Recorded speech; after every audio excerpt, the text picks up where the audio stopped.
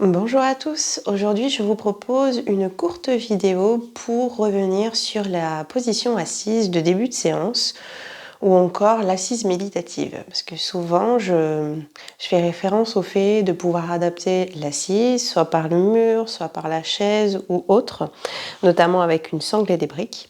Mais je ne voulais jamais montrer dans toutes ces possibilités. Donc cette vidéo est là pour justement vous aider à trouver la position la plus confortable pour que vous puissiez davantage vous intérioriser lors des débuts de séance ou même en fin de séance quand il y a des temps d'assises qui peuvent durer un certain temps. Donc je vais vous montrer tout d'abord celle sur chaise. Donc moi j'ai une chaise de yoga Iyengar, mais voilà, c'est possible avec toute chaise. Donc l'important avec la chaise, hop, c'est que vous ayez un petit support sous les pieds afin de rehausser justement vos genoux, afin d'aligner vos genoux au bassin. Donc là, ça pourrait être à peu près correct pour moi si j'ai bien mon bassin, vous voyez, plutôt au milieu de l'assise.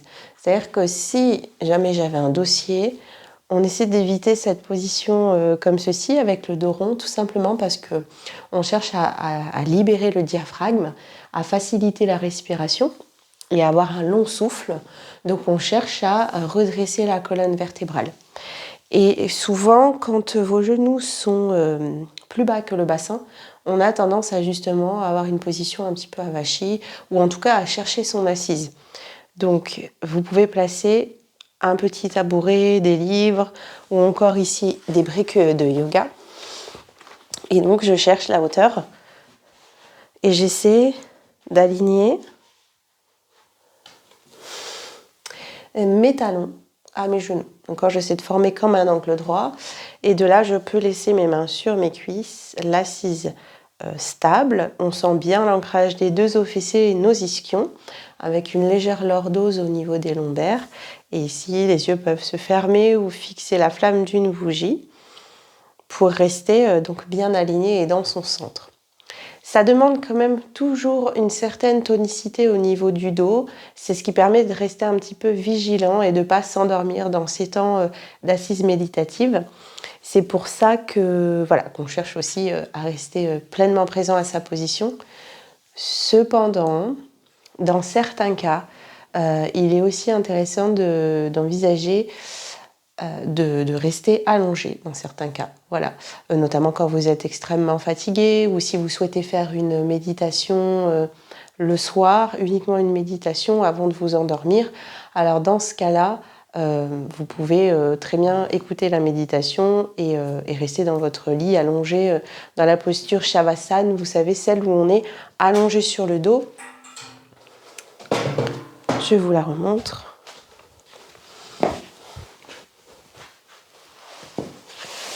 En position allongée sur le dos.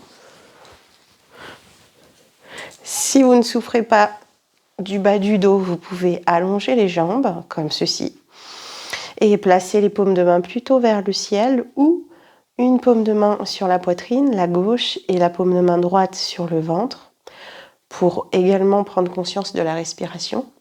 Et vous pouvez aussi placer un petit support comme une couverture roulée, des coussins dans le creux de vos genoux, voire même au niveau du haut des aines, comme ceci, pour avoir une petite épaisseur et soutenir le bassin. Ça relâche énormément le bas-ventre.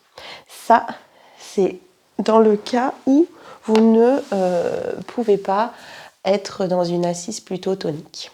Voilà. Ensuite, on a également l'assise contre le mur. Pour l'assise contre le mur, je vous propose quand même d'avoir un support sous les fessiers, de type bolster ou couverture. Toujours pareil, toujours pour les mêmes raisons. Je place mon support proche du mur, je m'assois dessus.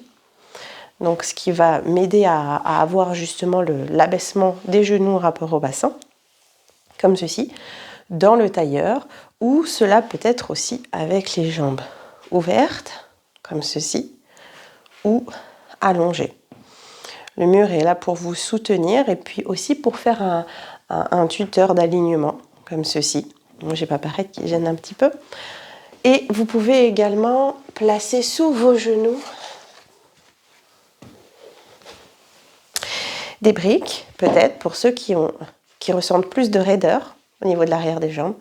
Trouvez une position vraiment confortable. Et là, c'est pareil, je peux placer mes mains sur les cuisses et rester dans une position stable. Dernière des positions, l'assise au sol. Donc, sachez que c'est une position assez intense pour la plupart des personnes. Nos positions assis sur des chaises à longueur de journée pour la plupart, ou du moins on a perdu cette habitude d'être assis au sol avec une ouverture de hanche.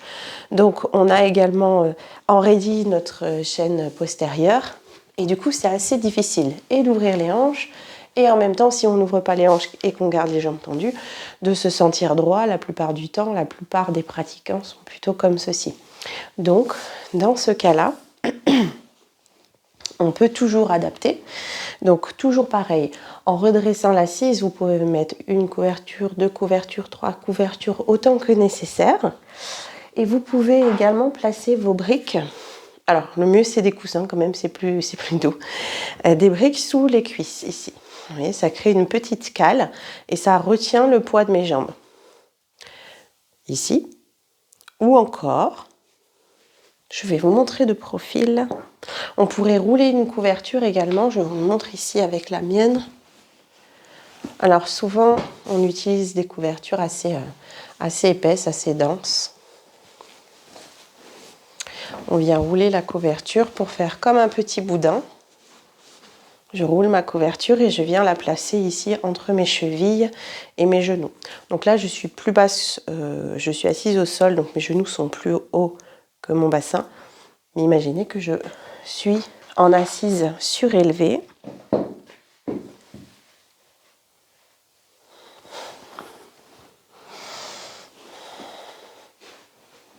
Et je pose ma couverture entre mes genoux et mes chevilles. J'ai celle-ci. Et on peut également le faire avec une sangle. Donc une sangle avec boucle. Je vais me mettre de profil. C'est vraiment très important de se sentir à l'aise.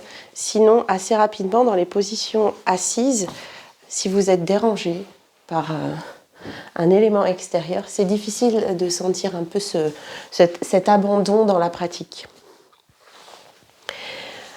J'ai une sangle de yoga avec une petite boucle. Je la sangle et je passe à l'intérieur.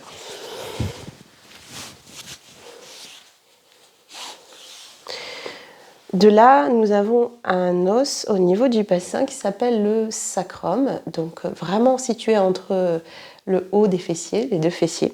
Et je vais passer la sangle sur cet endroit-ci.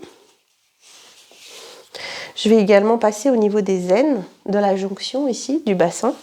Et je vais venir saisir mes rotules, ou du moins envelopper, vous voyez, à l'avant mes rotules. Donc la ligne est à peu près à l'horizontale par rapport au sol. Et vous avez les pieds en Shukasan. Donc vous voyez, mes pieds sont plutôt flex. Je suis sur le tranchant externe de mes pieds. Et mes pieds viennent tout d'abord tenter de soutenir les tibias et les genoux. Et finalement, la sangle, par ce côté un peu de compression, va maintenir également le bassin. Donc si vous sentez que ce n'est pas assez maintenu, vous serrez la sangle et là vous sentez que vos jambes peuvent se relâcher dans les supports et la colonne peut ensuite s'ériger. Voilà, n'hésitez surtout pas à faire tous ces ajustements quand vous vous préparez au début de la séance, avec donc tout ce dont vous avez besoin, les couvertures, les coussins. C'est important de se sentir à l'aise.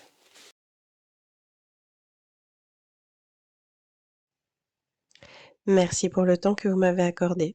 Passez une douce journée et à très bientôt.